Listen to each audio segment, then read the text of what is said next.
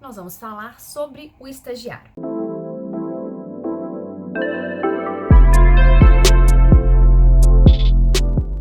O estagiário tem uma lei específica, que é a Lei 11.788 de 2008. E nessa lei, o conceito de estágio é um ato que deve ser supervisionado, que vai ser desenvolvido dentro do ambiente de trabalho, mas com o objetivo de preparar o aluno para a vida prática, para a vida profissional. Existem duas modalidades de estágio: o estágio obrigatório, também chamado de curricular, e o estágio não obrigatório, chamado de extracurricular. O estágio obrigatório é aquele, como o próprio nome indica, em que o aluno ele precisa passar por ele, senão ele não forma, faz parte da grade curricular do curso. Para esse estágio, não é obrigado, a parte que vai conceder o estágio, não é obrigada a pagar qualquer tipo de valor. Já para os estágios não obrigatórios, extracurriculares, eles apenas vão auxiliar o conhecimento da vida prática para o aluno. Então, se ele não tiver oportunidade de fazer, ele forma da mesma maneira. Como nós, nos cursos de direito, nós não precisamos necessariamente fazer um estágio para nossa colação de grau, para receber o nosso diploma. Mas nestes casos, quando o estágio for não obrigatório, é necessário o pagamento de uma bolsa, de alguma contraprestação ao estagiário. Sobre a jornada de trabalho do estagiário, ela vai variar de acordo com a evolução escolar. Por quê? A lei do estágio, ela não só regulamenta o estágio para o ensino superior. Esse vai ser, inclusive, até o nosso foco neste vídeo. Mas é importante saber que existem outros tipos de estágio, para quem está no ensino médio, para quem está na educação especial. E aí, para essas situações, pode variar de 4 até 6 horas a jornada de trabalho do aprendiz. É importante ressaltar que não é possível ao aprendiz extrapolar a sua jornada. Por exemplo, no caso do ensino superior, onde a jornada máxima diária é 6 horas e a semanal 30 horas. O estagiário não poderá fazer nem horas extras, porque a jornada dele, segundo a lei, é limitada e reduzida, então limitada a 6 horas dia e 30 horas semanais. Ele não pode fazer horas extras e também não pode fazer compensação, porque vai haver uma extrapolação de jornada. Além disso, é importante observar que, ainda quanto à jornada, ela poderá ser reduzida pela metade no período de provas escolares, desde que a instituição de ensino, onde o aluno estude, tenha um período de avaliações periódicas, devidamente provado com um calendário escolar.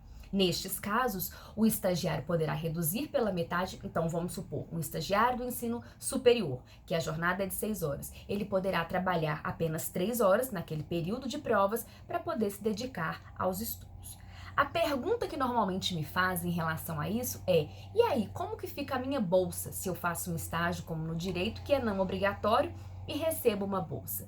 A resposta vai depender do acordo com a parte concedente, com a empresa ou escritório que estiver te fornecendo este estágio, porque a contraprestação da sua parte estagiária não vai haver, uma vez que você não vai ter comparecido, ainda que por um motivo fundamental. A lei é silente em relação a isso.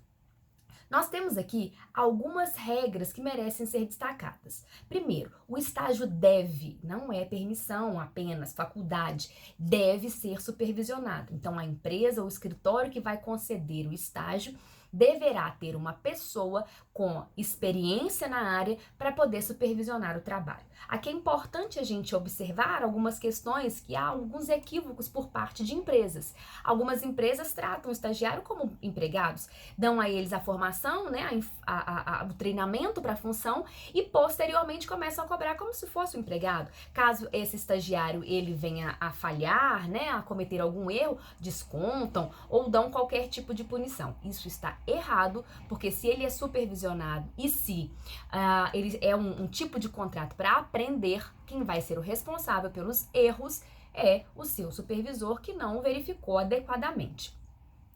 Como nós já dissemos, para os estágios não obrigatórios, a lei impõe o pagamento de uma bolsa.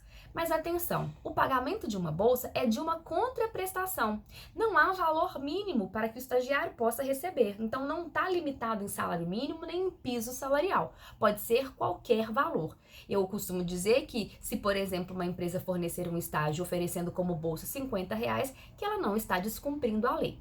Além disso, para as modalidades não obrigatórias, além da bolsa, também é necessário, é um direito do estagiário receber o auxílio transporte.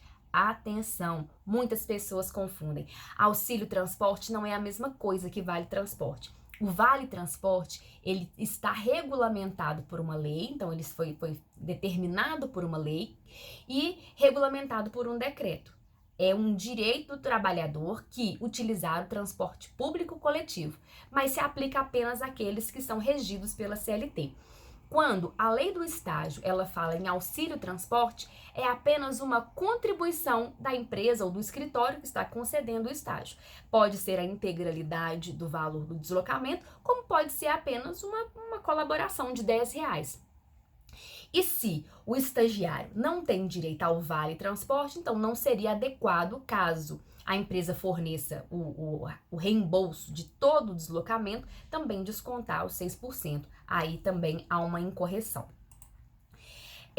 São concedidos os intervalos, é uma pergunta que me fazem, né? O estagiário tem direito ao intervalo para almoço, para descanso e alimentação, para lanche? A questão é, especificamente, a Lei 11.788 não fala nada. Entretanto, nos seus artigos finais, ela diz que serão aplicadas ao estagiário todas as regras que visem a proteção da sua saúde e segurança. E nós sabemos que intervalos, eles constituem normas de proteção à saúde e segurança. Então, por analogia, nós vamos à CLT, onde fala dos períodos de intervalo, e vamos aplicá-lo ao estagiário. Então, vamos supor que a gente esteja falando do estágio de ensino superior, cuja jornada é de 6 horas, lá na CLT, um trabalhador que tem uma jornada de 6 horas terá um intervalo de 15 minutos. Então, portanto, esse intervalo deve ser concedido também ao estagiário. Em cada empresa ou cada contrato tem uma duração máxima de 2 anos. Lembrando que essa limitação, ela não se estende aos estagiários que são deficientes. Para eles não tem limitação, mas para os outros são por 2 anos a limitação em cada contrato. Não é devido seguro-desemprego no ato da dispensa do estagiário. Ele terá direito a um recesso remunerado. Eu gosto muito de usar a expressão recesso remunerado, porque remunerado, observação, se ele estiver fazendo um estágio não obrigatório, que se o estágio for obrigatório, o recesso não terá remuneração. Mas veja, quando o recesso é remunerado, eu faço distinção dessa expressão com férias. Férias, tipicamente no direito do trabalho, é o descanso mais a remuneração acrescida de 1/3. E o estagiário não tem direito a esse 1/3 porque não está previsto na lei de estágio. Então, ele terá recesso de 30 dias a cada 12 meses. E, se o estágio for remunerado, ele receberá o mesmo valor durante esse período de descanso. A lei de estágio, ela faz, portanto, várias observações. Uma delas é também que a empresa faça o seguro contra acidentes pessoais. Qual é o fundamento da empresa ter que fazer esse seguro? Olha, gente, e ele é baratinho, muita empresa deixa de fazer por bobagem. O fato de ser da lei obrigar a fazer um seguro contra acidentes pessoais é porque o estagiário não é um segurado obrigatório do INSS, ou seja, a empresa não tem que recolher o INSS.